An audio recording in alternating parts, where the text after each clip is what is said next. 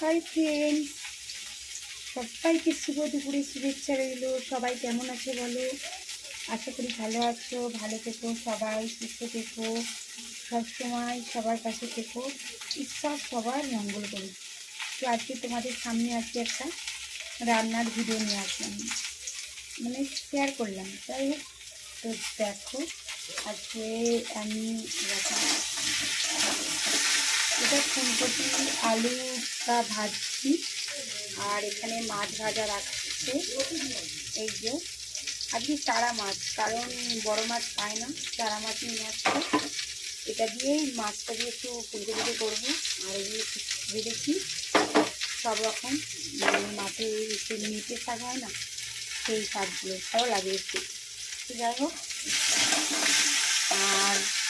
আর এই যে ঢ্যাঁড়সটা হচ্ছে আলু ঢ্যাঁড়স ভাতে দেবো। আর কালকে তোমার দাদাভাই এসেছে, ও আম নিয়ে আসছে 3 কিলো। তো ওই আম কাটবো। তো আর শুরু করছি না আমের। তো যাই হোক, তো তোমরা অনেক ভালো থেকো, সুস্থ থেকো। সবাইকেই বলবো সবাই সবসময় কাছে দেখো। আমি সবার ভিডিও দেখি, কিন্তু কমেন্ট কমই করি, কিন্তু আমি প্রত্যেকের ভিডিও আমার সামনে এসে পুরোটাই দেখি, ঠিক আছে? তো যাই হোক, তোমরা একটু বলবে যে দিদি ভাই লাইক কমেন্ট করেনি, তো কারো ভিডিও হয়তো সে দেখে না, কিন্তু আমি সবার ভিডিও দেখি। আমার সেই ভিডিওটা ভালো লাগলো, আমি তাকে ধরে আমি আমার নিজে ভিডিও বানাই। তো প্লিজ বন্ধুরা, তোমাদের জন্য আমি আজ এত দূরে এগোতে পেরেছি। আর তোমরা না পাশে থাকলে কেউ কোনোদিনও বড় হতে পারবে না, এগোতেও পারবে না। প্লিজ বন্ধুরা কাছে থেকো, এই দিদিভাইটার কাছে থেকো। আর ঈশ্বর সবাইকে অনেক অনেক ভালো রাখবে, সুস্থ রাখবে। আর ভিডিওগুলো দেখো প্লিজ।